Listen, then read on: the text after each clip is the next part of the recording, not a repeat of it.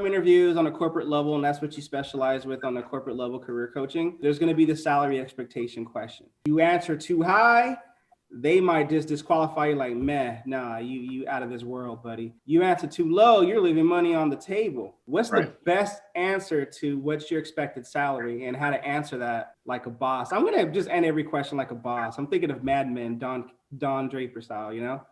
Yeah, there's a couple ways you can go about it. I personally like looking up what I'm worth with my experience, and there's a couple ways you can do that. It's like salary.com, payscale.com. I really like Glassdoor because Glassdoor.com. The Glassdoor.com is a community-based website, and I'm not trying to sell them here, not sponsored by them, but it's a community-based website where people give reviews of the company. And if your company is on there, which a good amount of companies in America are on there, people give reviews of the companies. There's role position descriptions.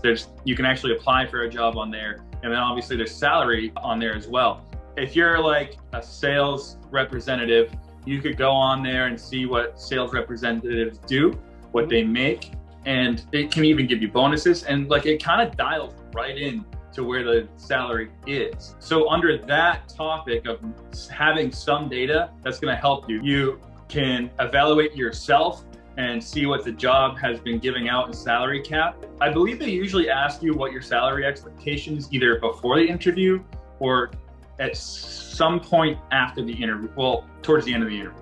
A good way to give it out is to be just a little bit higher than what you know people are making. That way you have room to negotiate, which I know is your next question.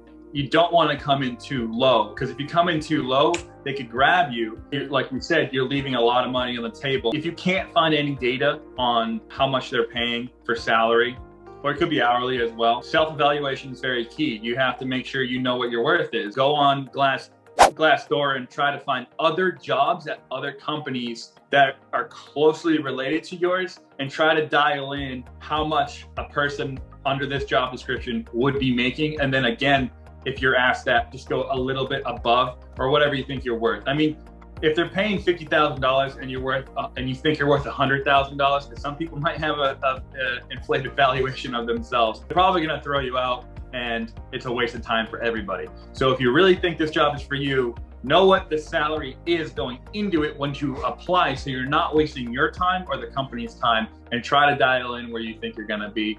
And that's how to answer salary expectations. So I live in the Boston area, and we have some really inflated job offering salaries. If you compare that to, I don't know, Indiana, where the same exact job is getting paid $50,000 less, you don't want to be looking at Boston salary. You can't go there because the company's not going to pay you that. In today's age, we can, especially right now, you can work from home, but you can be working for a company in California and live in Indiana. So if you want to apply to a job in California that pays $200,000 for a job that only pays $50,000 in Indiana, go for it. And then you can go, yeah. It's if you can work from home, that's awesome. Glassdoor, and again, I'm not sponsored by them, or companies like them that you can find that data on, is going to give you the upper edge, and I would definitely use it to your benefit. And then when you say go a little bit above the expected, what the salary pay is, let's say if the job pays, let's say $75,000 a year salary. Would you say like $5,000 or $10,000 go above that in your salary negotiating, just so you have some wiggle room, so you're not too far out the way? And then plus maybe your employer, your potential employer, or your employer is looking at you like, okay, he's a little bit over, but that must mean we're intrigued. What makes him worth more or her worth more? You know, your typical range, 5,000 to 10,000 more, or a percentage. Well, if I were to give advice, I would give it on a percentage base. I was going to use your example of 75,000. Yeah, I would go between like 3,000 to 5,000 over the range, because then you have some area to work with. 5% itch. Yeah, 5% is good, but if you think your interview is going really well and you're outfitting this job, and maybe you've understood that, hey, I'm probably worth more than what they're offering, shoot up. Yeah. You know, maybe go up to 10%, because maybe they also realize that you're worth it. You don't do salary negotiations at all during interview, and I would avoid money at all costs during Unless they ask, correct. But again, keep it kind of slim, because negotiations always come after. They're never during the interview, unless it's kind of an unorthodox company that probably a smaller scale company would give you that. Most corporate companies, the big ones, they're never going to do it inside the interview because they're going through candidates and they don't want to rank them by what they're expecting to have for salary.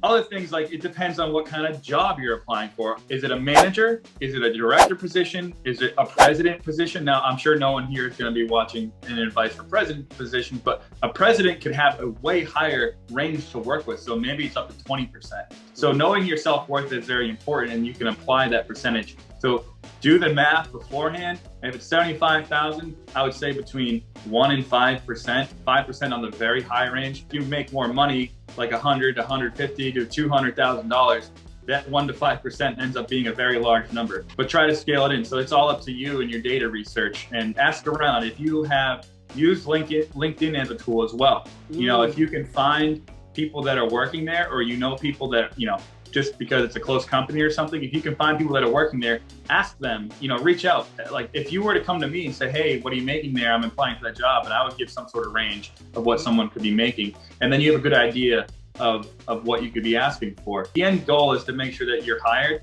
and that one thing of saying, hey, I'm worth $100,000 myself, well, on a $50,000 salary, that could be the thing that throws you out the door. I also believe don't give a range when that question's asked. You probably want to be exact, because if you give a range, it might make you seem wishy-washy. Oh, I expect between 65 to 75. You know, no, say 75 if the job pays that and it's not too much more than what they're paying for, right? That's a very good point. Range, I would definitely stay away from a range. They are probably going to ask you for a range, and I would give a single number. Ranges give room for being cheaper on the company, and I would give, if it's a $100,000 job, say, I want 110. That's gonna let them do the work, not you. It puts you in a hard position, and it's something also they're testing as well. Usually the HR person is gonna give you that question so they can pass it along. Right. Usually the interviewer doesn't ask you that. It gives you it puts you in a group of, okay, the people that are too high or the people that are low. And like a basketball bracket for March Madness, the end winner is going to be that guy that has all the values that they're looking for, and that's just part of the game.